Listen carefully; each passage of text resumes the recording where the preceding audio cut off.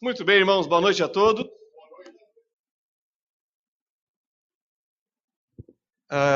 Nós tivemos hoje um dia muito intenso e abençoado, né? E por isso estamos aqui para louvar a Deus. E olha, irmãos, esse mês de grandes celebrações, de muitas comemorações, e eu realmente estou muito triste, porque o pastor Marcos gosta demais dessas coisas. Ele gosta de uma comunhão e ele não vai poder estar com a gente. Mas quem sabe? Deus opera um milagre, ele vai poder participar com a gente aqui, mas isso só é possível se a gente obedecer aquilo que o pastor Thomas mencionou, né? Não incomodar o pastor Marcos. Bom, a irmã Elília pediu uma oração muito especial, que é para que Deus dê paciência e calma para o pastor Marcos. Porque vocês conhecem o pastor Marcos. Ele começa de manhã cedinho, de madrugadinha, passeando com os cachorrinhos. Você sabia disso? Leva os cachorrinhos para passear e aí depois vai o dia todo servindo ao Senhor na obra de Deus. Mas ele não pode fazer mais isso e grande parte do sucesso da recuperação dele é agora, em realmente seguir aquilo que foi dito pelo médico. Então, vamos orar e vamos acompanhar as notícias através aqui da igreja, do púlpito, porque nós vamos estar sempre nos inteirando do que está acontecendo com ele, de cada passo, e vamos estar compartilhando. Como, por exemplo, ore especificamente amanhã. Ele vai fazer alguns exames, um ultrassom no olho, que é uma coisa super delicada também, e o resultado sai na terça, e ele tem o retorno na terça, então, ao médico, para ver como que a situação está. Tá bom? Então a gente vai informando os irmãos, passo a passo da situação, e aí a gente pode deixar ele repousando, descansando, e assim ter uma recuperação mais plena. Tá certo? Tudo bem? Muito bem. Então abra sua Bíblia no Evangelho de João, capítulo 10, versículo 22, e nós vamos falar de uma festa que iniciou hoje na comunidade judaica, os judeus do mundo todo, e nós vamos então ilustrar essa mensagem que a única, presta atenção nisso aqui, a única referência bíblica, ou seja, de livros inspirados acerca dessa festa está no Novo Testamento, no Evangelho de João. Um versículo apenas. Falando da festa que Jesus participou, que é a festa que se inicia hoje e tem 8 dias de celebração. Não é brincadeira, hein? Quase um feriado prolongado, aliás, bem prolongado. Bem, acompanhe comigo então o Evangelho de João, capítulo 10, versículo 22. O Senhor Jesus diz assim, a palavra de Deus, se referindo ao Senhor Jesus. E em Jerusalém havia a festa da dedicação, e era inverno. É a única referência que temos sobre essa festa na Bíblia, seja no Antigo Testamento, seja no Novo Testamento. Mas entre o Antigo e o Novo, nós temos 400 anos de silêncio profético, que é o período em que acontece essa festa. Tá bom? Vamos ver isso essa noite e vamos ter uma parte prática aqui com a participação de algumas pessoas, tá certo? Muito bem, vamos orar? Pai, fala aos nossos corações através da exposição da Tua palavra, que foi, ó Deus, imprimido na história, a ação do Senhor, a Tua intervenção na história da humanidade, para preparar, ó Deus, o caminho do Rei, a chegada do Messias, o nascimento de Jesus. Te louvamos, ó Deus, pela Tua ação na história, preparando a humanidade para receber o Senhor Jesus. Mesmo quando tudo se levantou contrário para que isso acontecesse, ó Pai, a Tua vontade prevaleceu na história, e aqui estamos, celebrando, meu Deus, essa festa que marca o milagre do Senhor, da luz que veio ao mundo para brilhar bem forte nos corações em trevas. Te louvamos por isso e te agradecemos em nome do Senhor Jesus Cristo, a luz do mundo. Amém. Muito bem, irmãos, a festa que os judeus estão comemorando no mundo todo chama-se Hanukkah. E essa palavra quer dizer dedicação. Então, se nós fôssemos ler aqui, e em Jerusalém havia a festa de Hanukkah. Mas olha que interessante, a palavra Hanukkah, que tem essa ideia de dedicação, ela é composta por 2 palavras em hebraico. Hanu, em que eles pararam, né, para descansar e comemorar alguma coisa, e o Ka. São 2 letras hebraicas. E olha que interessante, no hebraico não tem os números, como nós temos, o número 1, 2, 3. As letras hebraicas têm valor numérico. E essas duas letras, o Kaf e o Rei, formam o número 25. Kaf vale 20 e o Rei vale 5. Então, 25. Então, no dia 25, eles pararam para celebrar a vitória que Deus deu ao povo judeu contra os seus inimigos, os gregos sírios, tá bom? E olha que interessante, 25 de Kislev, às vezes cai no 25 de dezembro.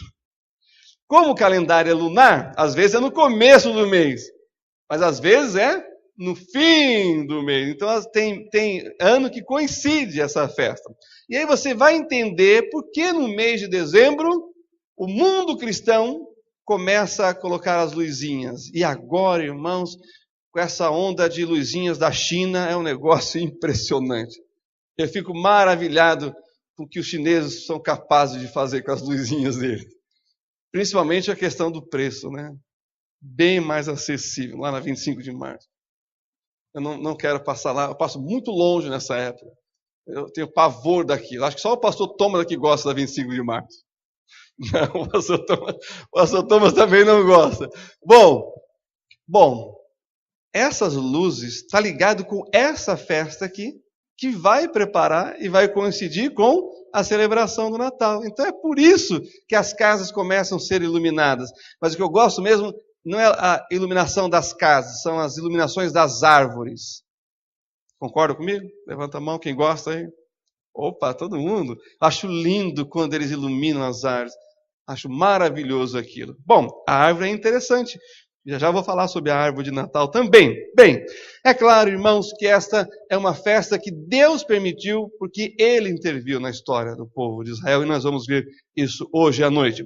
O historiador Flávio Josefo, historiador judeu, um dos mais famosos do período do primeiro século, ou seja, entre os 100 primeiros anos, né, do cristianismo, o maior historiador judeu é o Flávio Josefo, que menciona, inclusive, sobre Jesus e fala sobre essa festa. E como é que ele chama essa festa? Festa das luzes. Por quê?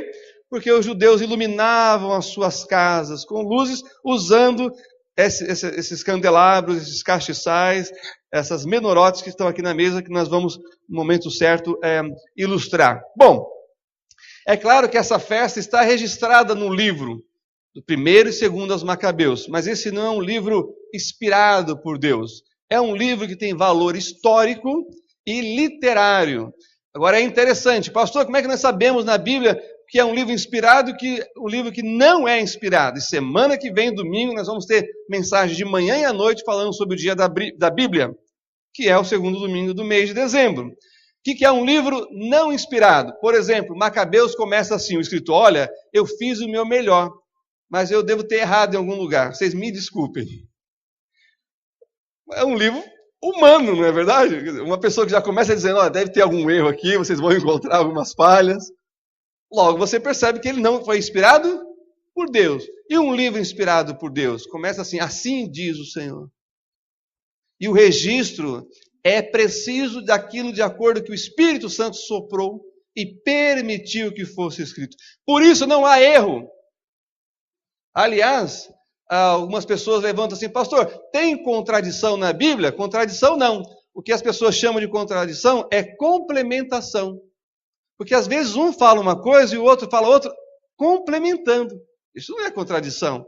Porque você tem uma visão, um autor, e o outro, uma outra visão que se complementam, que nunca se contradiz. Essa é a diferença dos 66 livros que estão no cânon na Bíblia Sagrada, de outros livros que foram escritos na mesma época, mas que não são inspirados por Deus. Vamos falar um pouquinho mais sobre isso no domingo que vem. Então, quando nós falamos dessa festa, ela acontece no período intertestamentário, que nós estamos falando aí do ano 168 a.C., e nós vamos ver um pouquinho mais sobre isso. Por quê? No ano 165 a.C., o Império Greco-Sírio invadiu Jerusalém, profanou o templo e outras coisas mais aconteceram. Como, por exemplo, vou mencionar aqui para vocês a parte histórica, para vocês acompanharem um pouquinho. Alexandre o Grande, já com 33 anos, já havia conquistado grande parte do mundo da época e estabeleceu o seu império. Só que ele morreu aos 33 anos de idade. E ele não deixou filhos. Então, seu vasto império foi dividido entre seus 4 generais. Um que ficou na Grécia, outro que ficou na Babilônia, outro que ficou na Síria e outro que ficou no Egito. Seus 4 generais. E entre o Egito e a Síria está Israel. E é lugar de passagem de toda a riqueza que liga os 3 continentes, europeu, africano e asiático, passa por Israel. Se você for peregrinar em Israel, você pode peregrinar pela Estrada dos Reis. O que é a Estrada dos Reis? Por onde passava o comércio ligando esses 3 continentes. Hoje, o lugar mais importante ali é o Canal de Suez, que faz justamente a ligação entre esses 3 continentes. Mas antes não, tinha que passar por Israel. Então, os Ptolomeus do Egito lutaram contra os Seleucidas da Síria. E ora os Ptolomeus ganhavam, ora os Seleucidas ganhavam. Então, quando os Ptolomeus ganhavam, Jerusalém, Israel ficava sob controle dos egípcios, gregos, mas com influência grega. Ora a Síria ganhava, Israel ficava debaixo do jugo dos Seleucidas, dos grecos-sírios. Tá certo? Nesse período, os Seleucidas conquistaram Israel. E aí acontece um problema muito sério com um camarada chamado Antíoco Epifanes IV. Sabe o que quer dizer Epifanes? Manifestação da divindade. Ele se autodenominou o quê? A manifestação da divindade. Humilde ele. Ele se autoproclamou um semideus entre os mortais. Agora imagina, Israel vai ter que lidar com esse camarada. Ele sobe ao poder e no ano 175, ele então volta-se para Israel e fala assim, vocês têm que adotar a cultura grega. Larga esse negócio de Bíblia, larga esse negócio de obedecer somente a Deus, larga esse negócio de ter só um Deus e passem a adorar os outros deuses das outras nações. E aí ele quer implantar o quê? O politeísmo em Israel monoteísta. E o que ele faz? Ele troca o sumo sacerdote. Além de depor o sumo sacerdote, ele mata o sumo sacerdote e coloca outro. Só que o outro também não faz o que ele quer. E aí, então, o que ele vai fazer? Vai tirar esse sacerdote, vai colocar um que está alinhado com ele. Você já ouviu falar nas palavras de Jesus, falsos profetas? Falsos messias? Pois é. Já existia naquela época. Se levantam em nome de Deus, mas estão longe de Deus. Querem apenas o espólio do povo de Deus. São os falsos líderes religiosos. E tem bastante, irmãos, inclusive nos nossos dias. Mas quero abrir um parênteses aqui, que não é porque existem pessoas falsas na área da religião que todas as igrejas são corruptas. Aliás, você tem que ter discernimento para saber o que é uma igreja séria, bíblica, cristocêntrica, de uma que não é. Eu já ouvi pessoas dizendo assim, eu vou sair da igreja por causa disso, por causa daquilo. Olha, o mundo às vezes não é bom também, mas ninguém fala de sair do mundo, né? Tem outra coisa também. As pessoas falam assim, eu não fico na igreja por causa dos hipócritas. Ora, você pode dizer, eu não quero ficar na igreja porque eu não quero Deus e não preciso de Deus. Aí tudo bem, é uma decisão sua. Mas dizer que você não está na igreja, que você não vai ficar na igreja por causa dos hipócritas, você que está sendo hipócrita. Por quê? Nós estamos na casa de Deus por causa de quem? Por causa do irmão do lado? Foi ele que morreu na cruz por você? Por causa de Jesus. É ele que morreu na cruz por você. Isso quer dizer que todos nós somos perfeitos por estar aqui dentro? Claro que não. Aliás, eu digo que nós somos um bando de perdidos e pecadores, lavados e redimidos pelo sangue de Jesus Cristo. E que estamos lutando contra a nossa carnalidade, as nossas fraquezas, buscando em Deus o fortalecimento para vivermos uma vida que agrade a Ele, que seja sincera com o próximo, com a nossa família e consigo mesmo. É um grande desafio, irmão, ser um cristão. Porque ser cristão é ser um pequeno Cristo. O que quer dizer isso? Seguir os passos de Jesus. É pensar como Ele pensa, é agir como Ele agiria. E não é fácil isso. E não termina aqui, já não quero desanimar não, mas não termina aqui. Só no céu. Lá sim. Assim como ele é, nós seremos. Não vamos ter mais enfermidade, não vamos ter mais pecado, nós vamos ter um corpo glorificado. Uma mente totalmente transformada. Mas começa agora, começa já, nesse mundo, porque é o melhor caminho e a melhor escolha que nós podemos tomar é ser parecidos com Jesus. Bom, o Antíoco Epifânes, então, é revoltoso com o povo judeu, porque ouviram uma história de que ele estava lutando no Egito e que havia morrido. Aí houve uma rebelião em Israel e ele não tinha morrido. Ele ficou muito bravo quando isso aconteceu. E o que ele fez? Mandou a tropa dele para Israel e massacrou os soldados israelitas. E aí, então, ele estabeleceu uma lei. Presta atenção no que eu vou dizer agora. Ele estabeleceu uma lei proibindo os judeus de lerem a Bíblia e de ensinarem para os seus filhos. Ele proibiu os judeus de circuncidarem os seus filhos. Isso é uma coisa para o judeu. É o que identifica eles como judeu. É o símbolo da aliança deles com Deus. Ele também proibiu que os judeus se alimentassem de acordo com a prescrição de Deus. Não é interessante isso? Quando nós elegemos pessoas, irmãos, que vão criar leis, nós temos que saber que nós estamos elegendo, porque eles podem criar leis contra a nossa fé, contra a nossa crença. Eles podem nos impor coisas das quais nós vamos fazer como os apóstolos. Mais importa obedecer a Deus do que aos homens. A história dos batistas tem muito a ver com os fora da lei, porque eles não seguiam a lei dos homens, porque a lei dos homens se levantava contra a lei de Deus. E muitos batistas morreram por causa disso. Mas é interessante, abro outro parênteses aqui, que isso não quer dizer que o judeu estava impondo a lei deles sobre o outro. Não, a lei deles era para eles. Nós, crentes, nós queremos seguir a Bíblia e nós queremos. Se o outro não vai seguir, paciência. Mas nós não. Nós vamos seguir. E quem lutou pela liberdade de que o ser humano pode escolher na história da cristandade foi a Igreja Batista. É por isso, irmãos, que nós não temos ligação com o Estado. Nós não queremos nada da Prefeitura de São Paulo, nós não queremos nada do Estado de São Paulo, nem do governo federal. A Igreja, o Templo Batista em Indianópolis tem que existir através da fidelidade e do compromisso dos seus membros. Por quê? Porque nós não podemos barganhar as coisas de Deus com os políticos, ou, melhor dizendo, com a política. É interessante isso daqui, por quê? Porque se fala muito que os cristãos evangélicos são intolerantes, mas intolerantes são os não cristãos, porque os cristãos toleram. Tanto é que as nossas portas estão abertas para qualquer pessoa. E o nosso lema é: venha como está, mas não fique como quiser. Porque se você quer realmente seguir a Deus, aqui é o lugar que você vai aprender a ser transformado.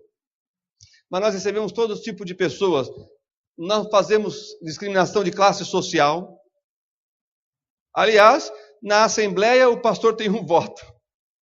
E cada membro tem um voto também. A nossa Assembleia é pública. Para aqueles que são membros e para aqueles que não são.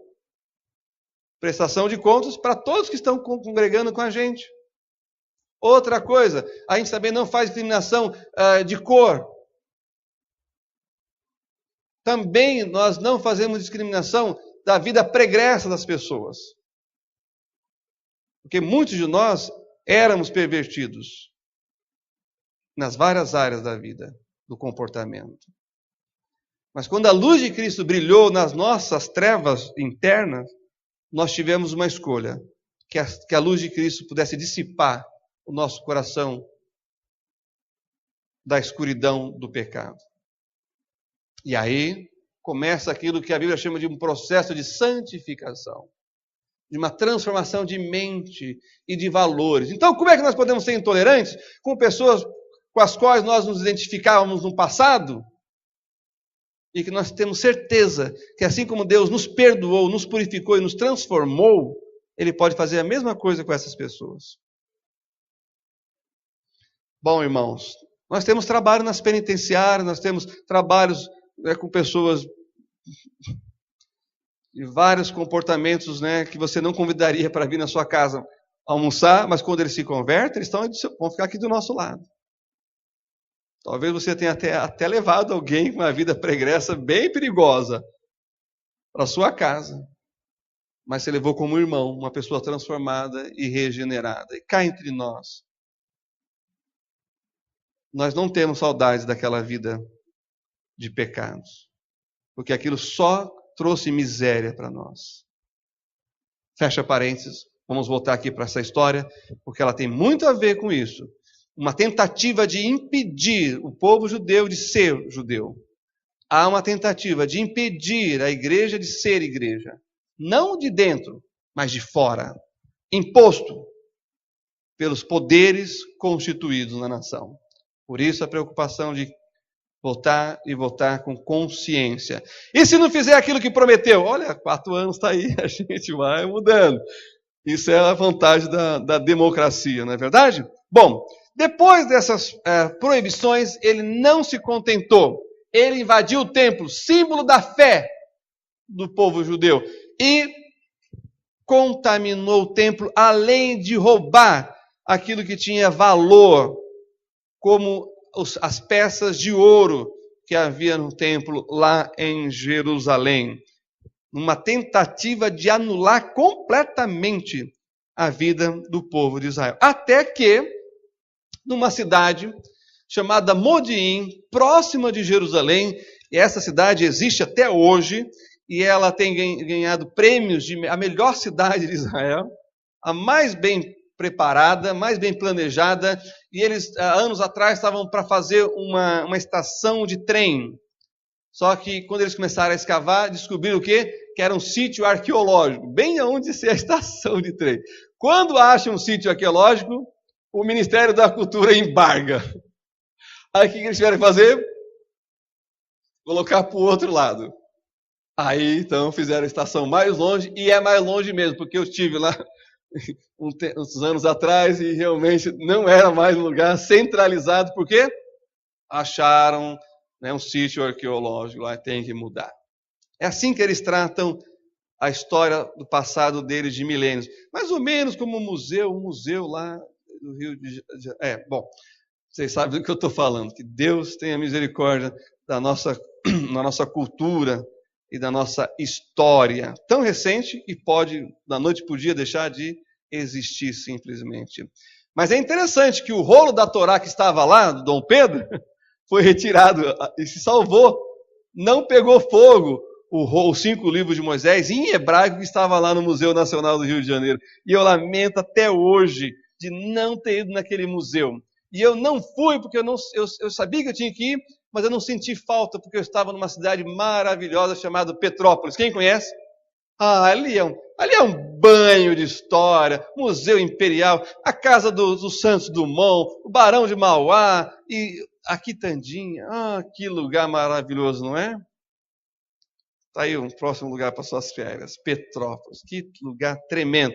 Visitar os museus, aqueles lugares. Olha, irmãos, realmente é marcante e você sai lá maravilhado com a nossa história, a história do povo brasileiro, a história do Brasil. Muito bem, houve então, lá nessa aldeia, um sacerdote chamado Matitiarro, né, que nós traduzimos para Matias, ou Matias, e daí vem o nome Mateus, que quer dizer graça de Deus. Olha que lindo que é esse nome, Mateus, graça de Deus. Esse sacerdote se levanta porque o que o Antíoco Epifânio mandou fazer? Um altar, uma estátua de Zeus lá no templo e obrigou, melhor dizendo, os sacerdotes a sacrificarem porcos num altar. E em todas as aldeias. Aí chega em Modiim para sacrificar um porco, quebrando o povo, não é? Levando eles a fazer aquilo que eles não podem, que eles não querem. Aí o Matitiarro diz assim, eu não vou fazer isso. Aí um sacerdote próximo, não, deixa que eu faço então. É o medo. O medo leva a gente a fazer coisas das quais não se deve fazer. O Matitiarro matou o sacerdote, matou os soldados que estavam lá, junto com seus 5 filhos, e falaram: nós não vamos nos curvar à idolatria e ao pecado. E ele faz uma convocação para Israel. E aí surge uma milícia. O que é uma milícia?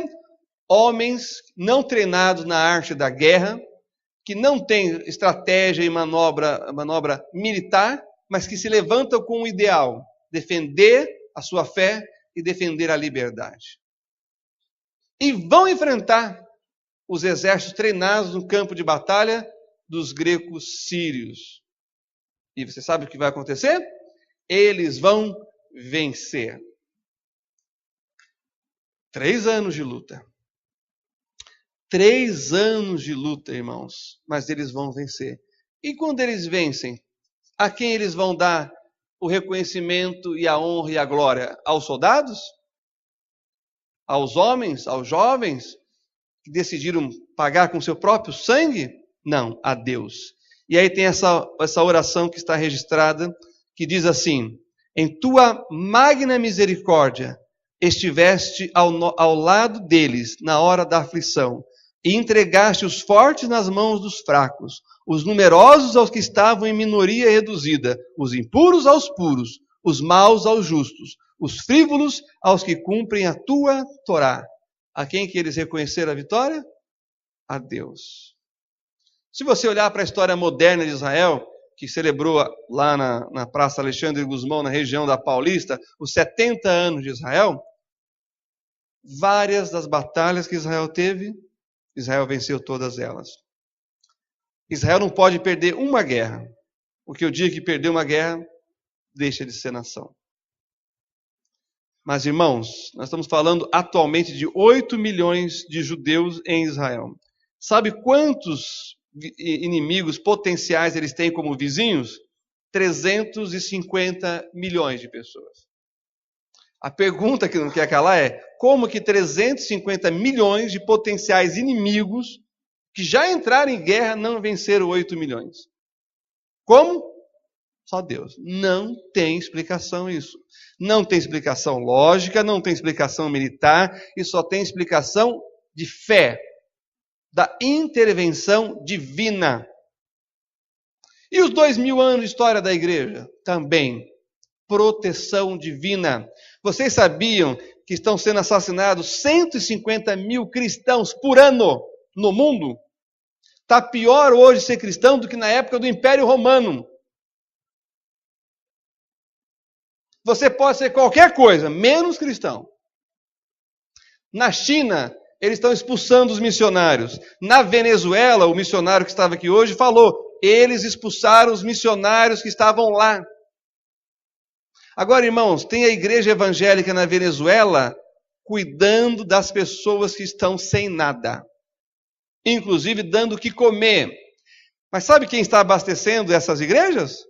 Os evangélicos ao redor do continente sul-americano. O pastor Aguinaldo, que está lá implantando igrejas. Eu conheço um outro pastor, Roberto, que está lá. Eles vão para a Bolívia, pegam os recursos e vêm e distribuem nas igrejas. Só que até isso o governo está querendo controlar. Daí a luta que os crentes na Venezuela, que é um número reduzido, estão passando. É um grande desafio isso. É claro, irmãos, que o Matitiarro começou essa batalha, mas um filho dele, chamado Judas Macabeu, é que assumiu a liderança. E aí, essa palavra Macabeu é muito interessante. Da palavra Macabeu, nós temos Marcos. E sabe o que quer dizer essa palavra? Martelo. Então, o Judas Macabeu era um martelo em combate. Tá bom? Então, essa é a ideia aqui. Então, é ele que vai conquistar a vitória. Depois do ano 168 começa, 165 termina, 3 anos. 3 anos de batalha. Tem coisa que não vem da noite para o dia, não. Tem que ser construído, tem que ser batalhado, tem que ter suor e lágrimas. As coisas realmente valiosas e importantes não vêm fáceis. Eu nunca vou esquecer a sabedoria dos nossos, né, dos antigos, dos pais, né? Ele falava assim: que vem fácil, vai fácil. E é interessante mesmo.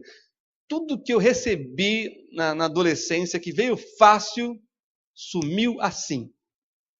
Mas aquilo que eu tive que trabalhar, economizar e juntar, irmãos, como eu valorizava aquilo. Como tinha valor para mim aquilo que eu, com meu suor, comprei. E é assim que tem que ser. Bom, no ano 162, as coisas se acalmaram e aí os gregos sírios fizeram um acordo de paz, perdoando a rebelião e dando autonomia. Não é maravilhoso isso aqui, irmãos? Às vezes nós temos que bater o pé pela verdade. Às vezes nós temos que ficar firmes com aquilo que é realmente de Deus. Porque aqueles que estão do lado de Deus vão prevalecer. Mais cedo ou mais tarde. Vão prevalecer. E o inimigo vai reconhecer que Deus está ao nosso lado. Essa festa que os judeus celebram é um desafio para a gente permanecer firme também na nossa fé. Tem gente morrendo por causa de Cristo.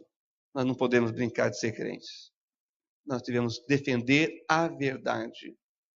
Porque contra a verdade, só a verdade. Nós não podemos nos voltar, irmãos, contra a verdade de Deus. Bem, agora tem uma outra situação que eu quero compartilhar com vocês. Mas o pastor Marcos, ele é teimoso mesmo, né? Olha para trás aí, irmãos. Para trás aqui do meu lado. Esse pastor Marcos. Quem segura o pastor Marcos? Como diz o reverendo Helder, só Jesus na causa. Muito bem. Agora, irmãos, nós vamos ter aqui uma explicação, já avançando para a parte de aplicação, mas antes, ainda ilustrando. Quando os macabeus, daí vem o nome macabeus por causa de Judas Macabeus, quando eles conquistaram Jerusalém, eles foram para o templo para purificar o templo, porque o templo tinha sido profanado, contaminado. E aí eles foram para acender a menorá. A menorá é o castiçal de 7 braços, como esse modelo que vocês estão vendo aqui. E essa era a única luz que havia no templo. Com azeite se acendia, e ia trocando azeite e acendendo, porque essa luz tinha que estar continuamente acesa. Quando eles chegaram lá, o castiçal de ouro tinha sido levado pelos gregos. Aí eles fizeram um de ferro. Mas aí, o azeite não é qualquer azeite. É um azeite que tem a receita dada por Deus a Moisés. Olha como as coisas de Deus são. Não é qualquer um, tá? Olha, irmãos. Deus diz assim, você quer me servir? Mas não é do seu jeito, é do meu. Se você quiser me servir, tem que ser do jeito de Deus. Por isso é importante a gente saber como agradar a Deus. Porque não tem coisa melhor do que agradar a Deus. Eu já descobri que a gente não pode satisfazer a Deus. Entende isso? Não dá para satisfazer a exigência de Deus. A exigência de Deus é altíssima. É por isso que Cristo morreu por nós. Mas nós somos capazes de agradá-lo. Como que agradamos a Deus? Obedecendo. É por isso que o abecedário do crente começa com obedecer. Quem é pai aqui sabe do que eu estou falando.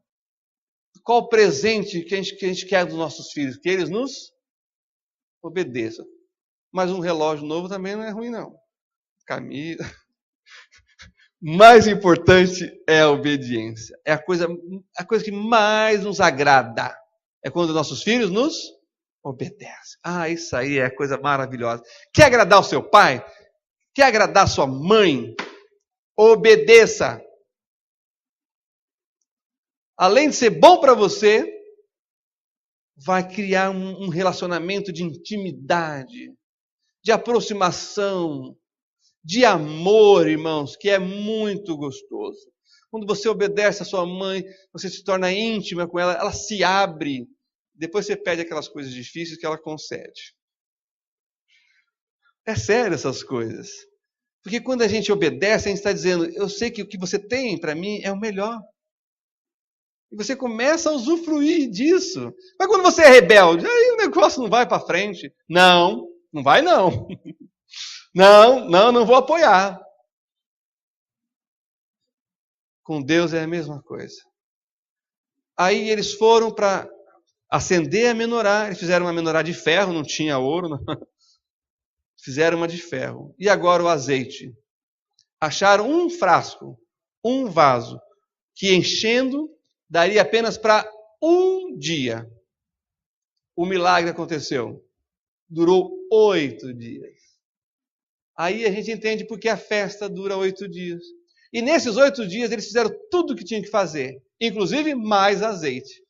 E assim eles puderam celebrar a festa da dedicação, a festa das luzes. É essa a ideia aqui que nós temos no texto bíblico do Senhor Jesus participando. E aí, olha que interessante, eles fizeram uma com 9 braços. 1, 2, 3, 4, 5, 6, 7, 8, 9. Opa, mas não foram 8 dias? É que tem uma que é a serva. Aqui nesse caso é a do meio. Está vendo que tem uma estrela de Davi aqui, diferenciando ela das outras?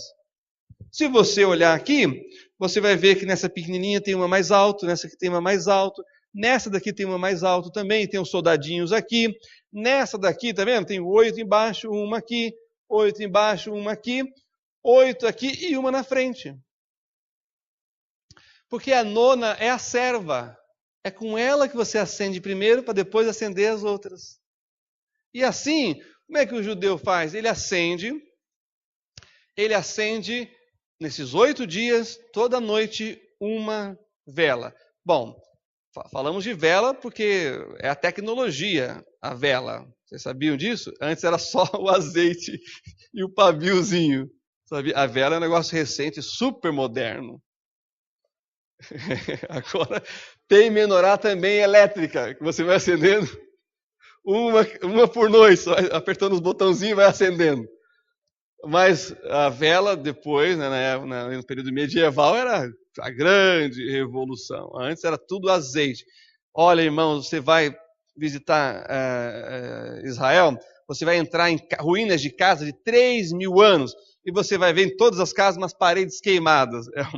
É a vela cananita que ia queimando o azeite e pretejando a parede. 3.000 anos e ela não mudou. A mesma coisa. Aí veio a vela e revolucionou tudo. E depois o Thomas Edison deu uma forcinha aí, nós temos a energia.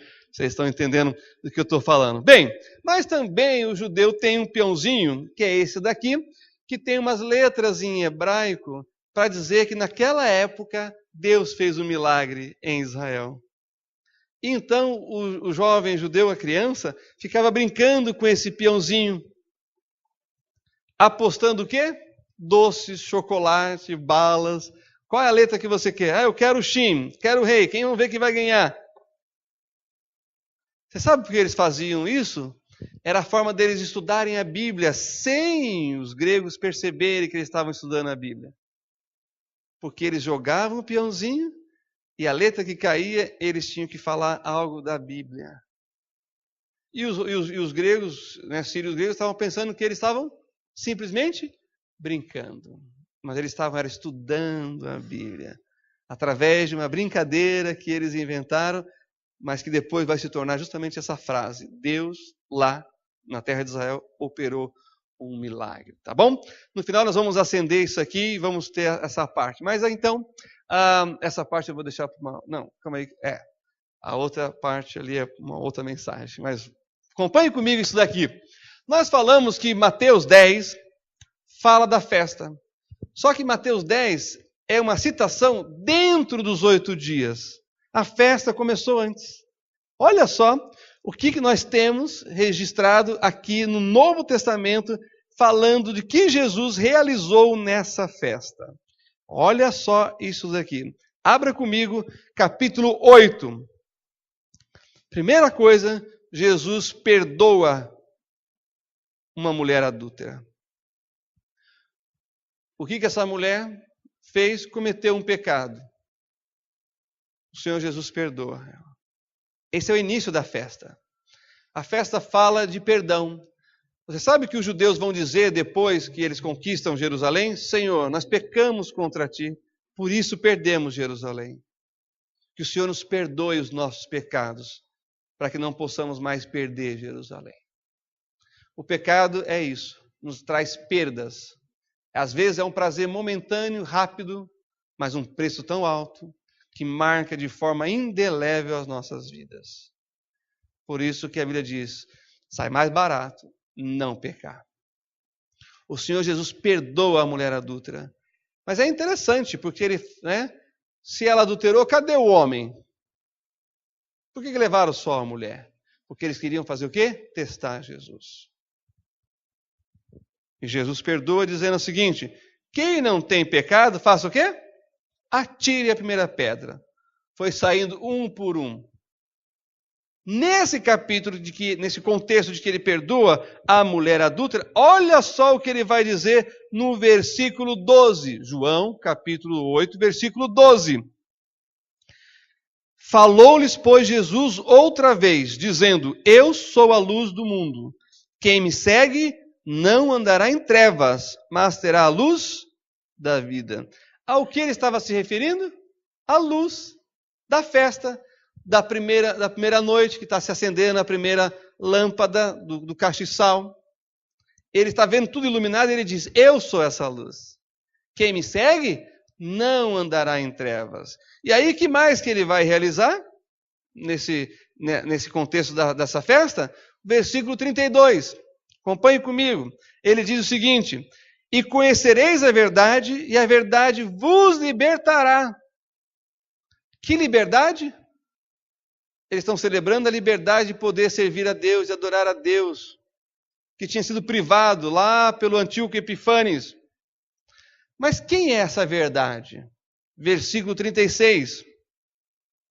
Se, pois, o Filho vos libertar, verdadeiramente sereis livres. Quem é a verdade? Jesus é a verdade. A verdade é uma pessoa, irmãos. Não é só um conceito, não é só um fato, não é só uma ideia que se sustenta por si só. É uma pessoa. Jesus Cristo. E olha que interessante, capítulo 9. O Senhor Jesus cura um cego de nascença. Não tem isso na história da humanidade. O cego de nascença ser curado? Não tem.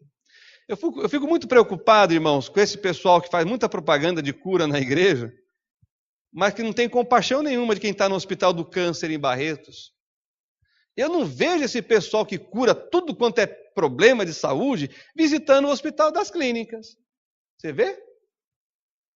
Tem hora marcada para o milagre, já perceberam? E está filmando. Não estou dizendo que Deus não tem poder para curar, Deus tem. E Deus cura, muitas vezes, mas é de acordo com a vontade dele. E muitos foram curados aqui. É que a gente não fica fazendo propaganda disso. A gente faz propaganda de Jesus. A Bíblia diz que Jesus curou todos os enfermos que foram até ele. Nenhum ficou sem cura. E aqui ele cura um cego de nascença. E olha, irmãos, ele falou que é a luz do mundo. Ele cura um cego de nascença, o cego passa a enxergar quem? A luz.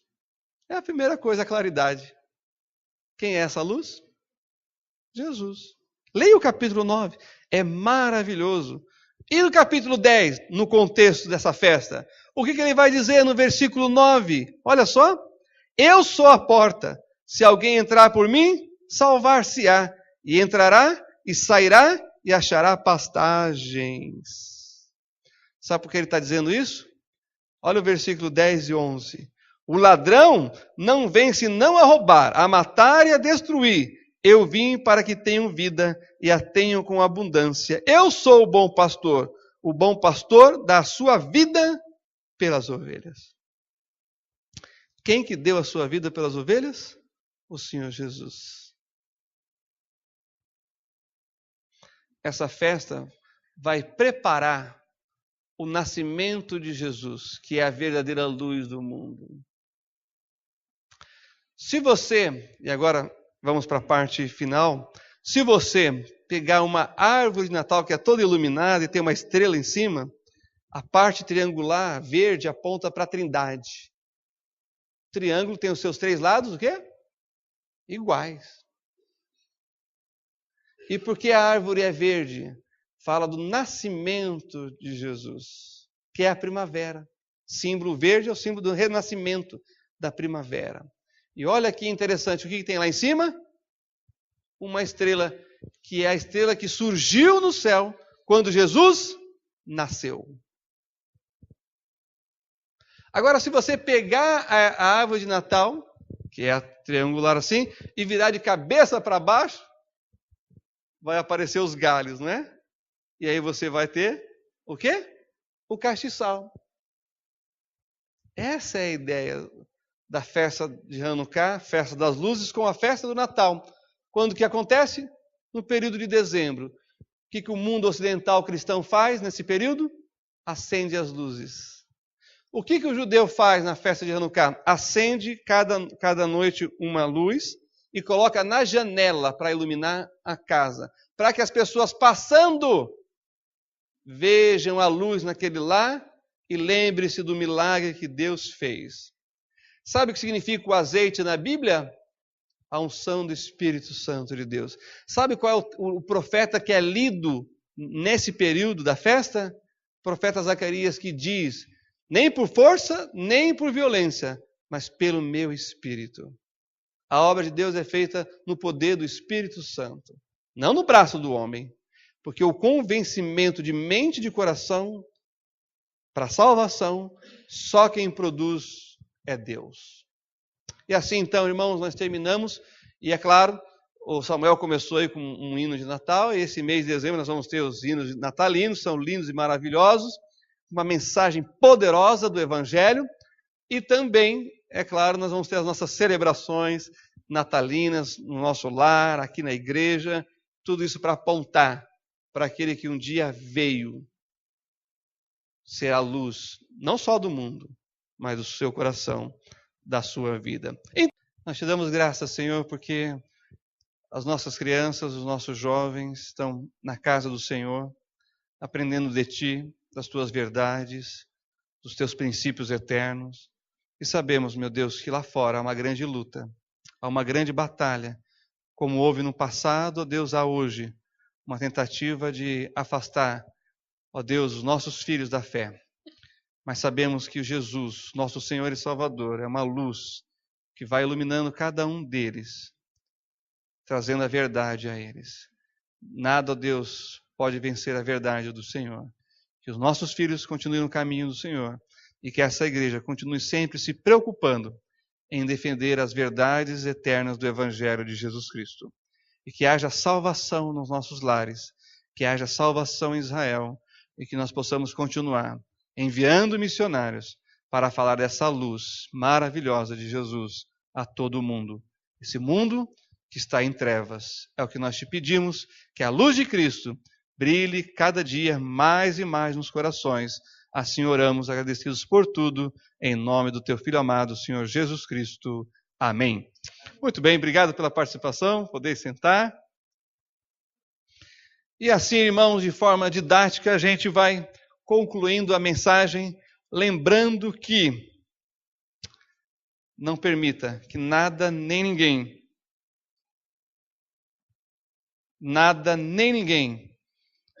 consiga roubar a sua fé em Jesus Cristo.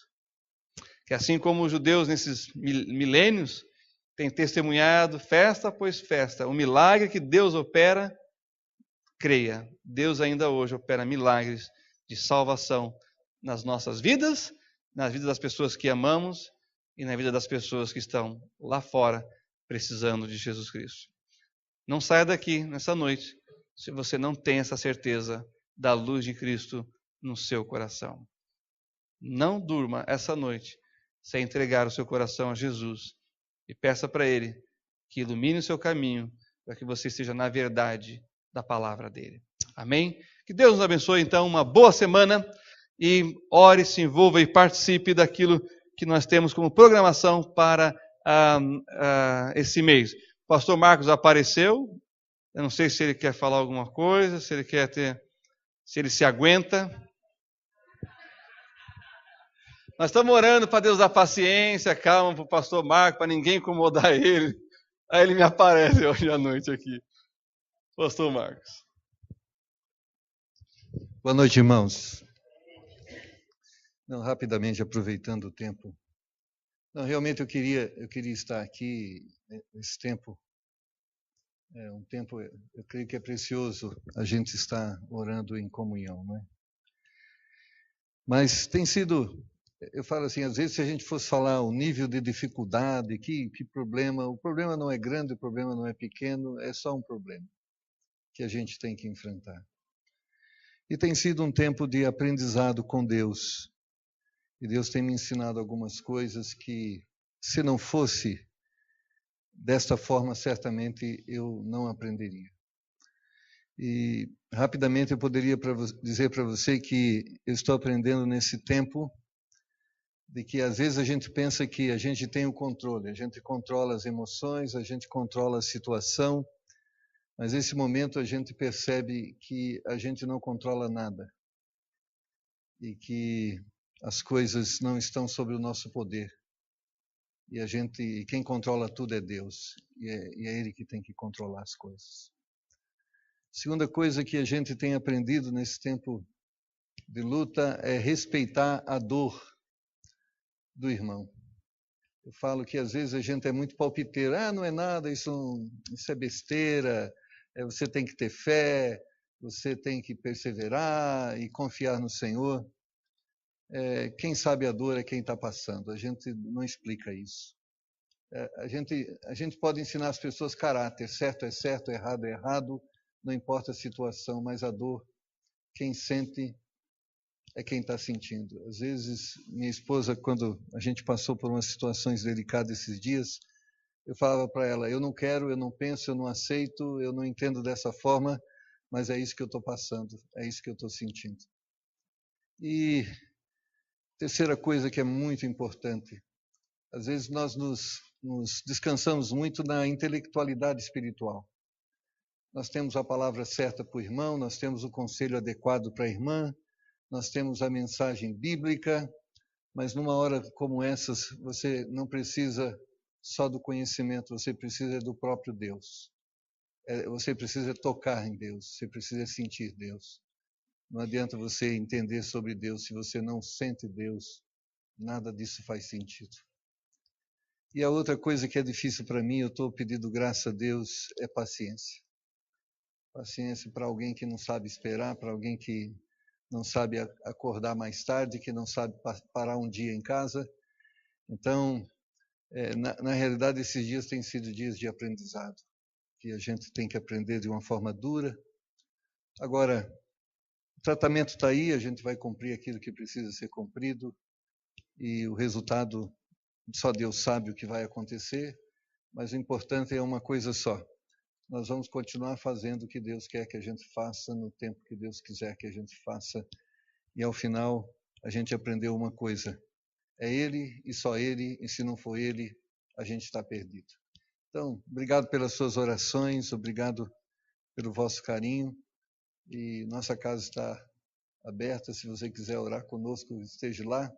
Amanhã a gente tem um retorno no médico para fazer um exame, terça-feira tem um retorno no outro médico, e o que o médico espera é o seguinte, eu estou com gás no olho, né? E esse gás vai sendo absorvido pelo corpo, e quando o gás sair, o que eles esperam é que a retina esteja colada. É isso que se espera nesse tratamento. Enquanto o gás está no olho, eu não enxergo nada de um olho, só enxergo de um outro olho. Mas Deus nos deu dois e a gente pode lidar com isso. Vamos orar? Deus, obrigado porque o Senhor nos traz aqui, porque o Senhor estará conosco quando nós sairmos daqui. Obrigado porque o Senhor é mais do que uma verdade filosófica. O Senhor é uma pessoa. É uma pessoa que podemos tocar, é uma pessoa que podemos ouvir a voz. É uma pessoa que pode estar ao nosso lado quando nós precisamos.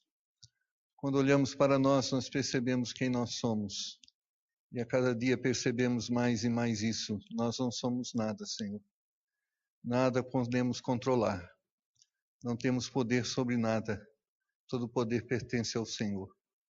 E que bom que somos do Senhor, que podemos saber que esse poder que o Senhor tem, o Senhor pode usar ao nosso favor. Obrigado por aquilo que o Senhor faz na nossa vida.